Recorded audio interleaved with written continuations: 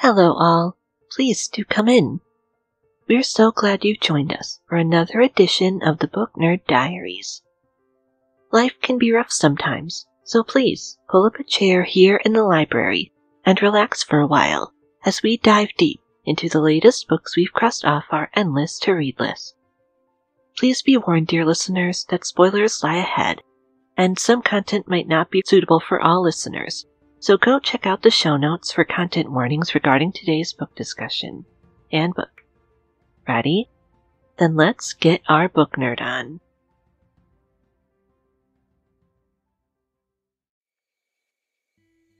There's a rather well-known saying that I've heard throughout my life quite often. Sticks and stones may break my bones, but words can never hurt me. I'd venture to guess that you're probably rather familiar with this saying as well, though I'm not sure where it exactly originated from. While I appreciate this optimistic view that words can't harm you, I would argue that words are probably one of the most powerful and potentially harmful tools that we possess. Depending on our choice of words, we can either offer comfort or crush someone's spirits entirely. With words, we can share our stories, or even teach people a new skill. Depending on the language you're speaking, certain words can be used to convey multiple meanings, and some languages have words for complex concepts that can't be found in any other. If you've ever played the game Scrabble, done a crossword, or written a card for someone, it's very clear that words do really matter. No one, I believe, understands the power of words more than Shiori, the heroine of our marvelous book for today, 6 Crimson Cranes, by Elizabeth Lim. Shiori is a girl who feels like she's been silenced by the crushing expectations of her station, who only learns to find her own voice when it's been taken away from her. As our story opens, we come upon a harrowing scene. Our heroine, a young girl named Shiori, is drowning.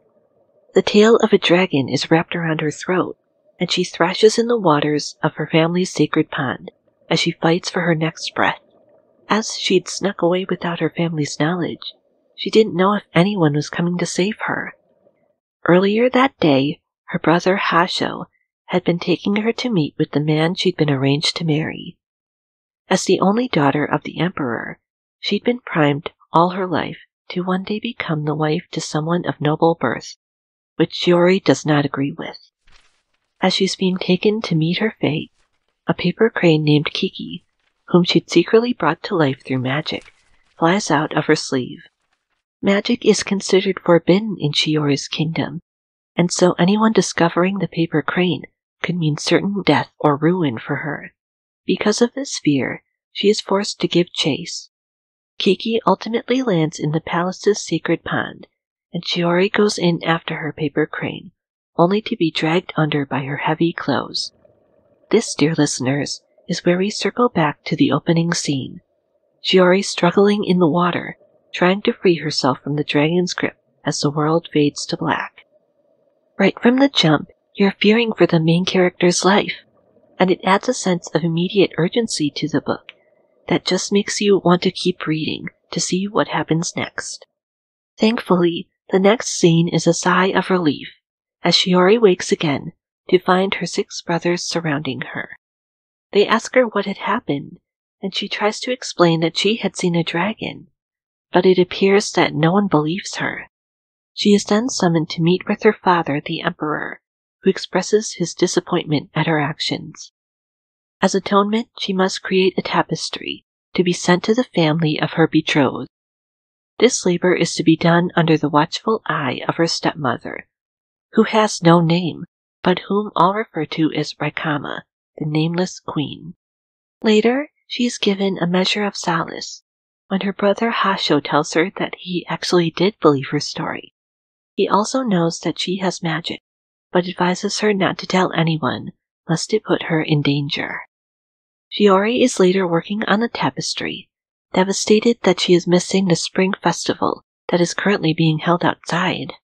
Rackham catches her staring wistfully out the window and allows her to go join her brothers in the celebrations.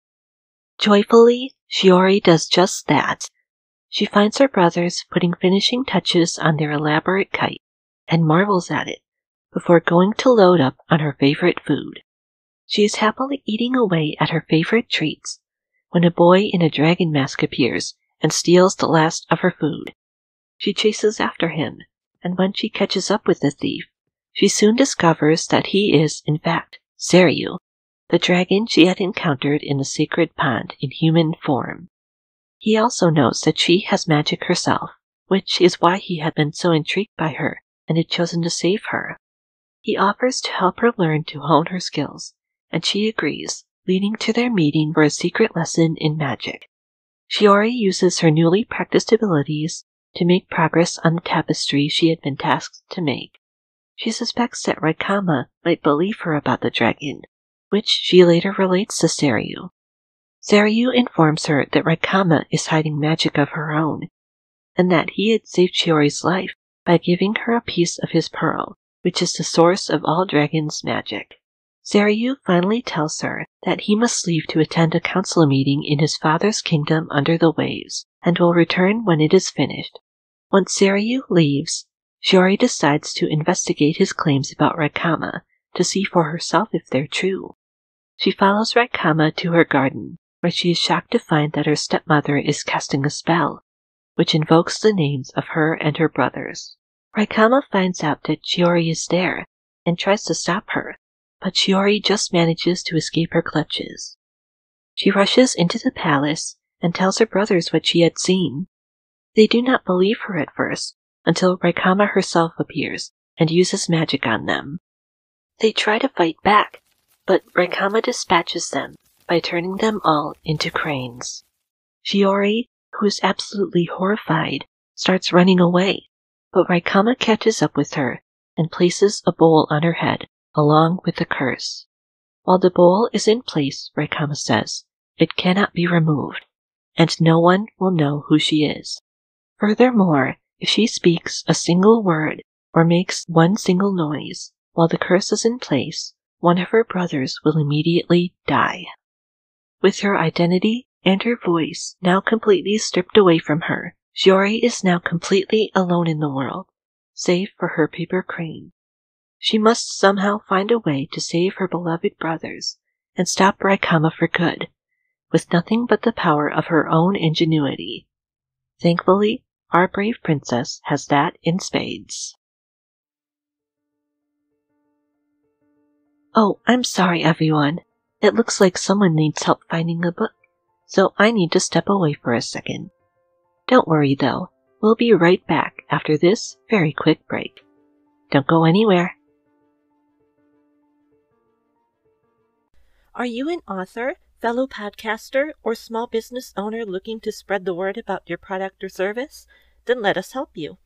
We offer a number of affordable monthly advertising packages in various price ranges. So if you'd like to hear your ad here in future episodes, please head on over to our page at ko-fi.com/bndpod and click on the shop tab to see what works best for you. Again, that's ko-fi.com/bndpod. Then click on the shop tab. We can't wait to work with you. I ended up picking out the book 6 Crimson Cranes for this show for 3 very distinct reasons. Firstly, it was constantly showing up on my Goodreads page as a recommended book. Secondly, the cover artwork was immediately striking when I first saw it, with our heroine surrounded by a flurry of white feathers. Thirdly, the premise of a princess under a curse struck that special place in my heart I've always had for fairy tales. Indeed, the bizarre and magical elements that make fairy tales so wonderful are all there, complete with dragons, yet there is so much more to this story than meets the eye. Shiori may be a princess, but despite her position, she is far from helpless. She is a courageous, independent soul with a good heart, who is never afraid to fight for herself and those she loves. When she has no one to lean on, and no way to speak, she never once wavers in her goal of saving her brothers. Throughout the book, she faces down dragons and ends up living deep in enemy territory, where any wrong move could mean her end. Due to the bowl on her head, many think her a demon, causing her to be either ignored or repeatedly abused by those around her. Anyone else would probably be faced by such overwhelming odds, but she'll do anything as long as it brings them back to her. Likewise, even though they are turned into cranes, her brothers never stop doing everything they can to protect her and help her on her dangerous mission. They never once blame her for bringing the curse on them, but simply left her without question. I should probably state here that this core relationship between Shiori and her brothers is my absolute favorite element of the book. Fairy tales generally focus on romantic relationships, and we do get those later on. But the real focus throughout Six Crimson Cranes is the unbreakable bonds of family. Siblings might annoy you sometimes, or find their own lives as they grow older, but in the end, they're always in your corner. And I just love how Elizabeth Lim so beautifully portrays those unique dynamics. Being one of 6 children myself, I can definitely relate to that. Reading this book, the one lesson that I took away is this: the people who are worth keeping around will love you for exactly who you are.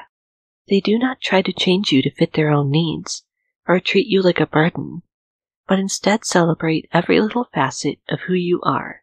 They do not try to own you, but instead let you be your own person with your own thoughts and dreams. Those are the relationships worth cherishing, and you should never accept any substitutes. In the end, I would highly recommend this book to anyone who is looking for a grade A spin on a classic princess story. Much like the most recent book we covered on this show, which is Steeped in Gold by Shannon Smart, you will not find your typical damsel in distress here, but instead a young woman with her own mind and her own goals.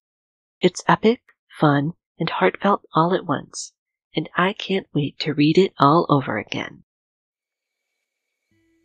With that all, we finally made it to the end of our discussion for today. It's always an honor to spend time with you here in the library, and we truly hope you've enjoyed your visit too. Before we leave you all for now, however, we would just like to extend some very special thank yous.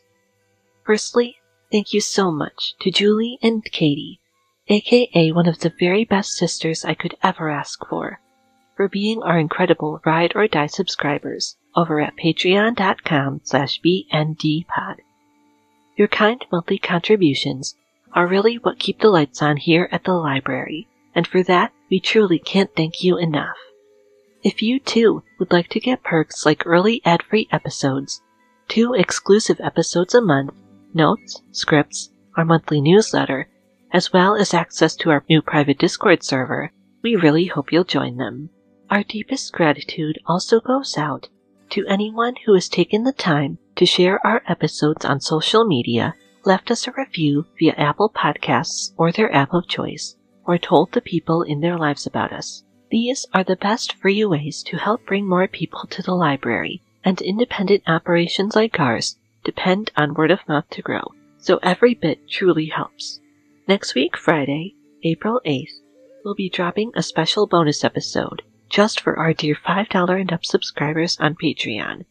And we'll see you right back here in 2 weeks for another edition of the Book Nerd Diaries. See you then.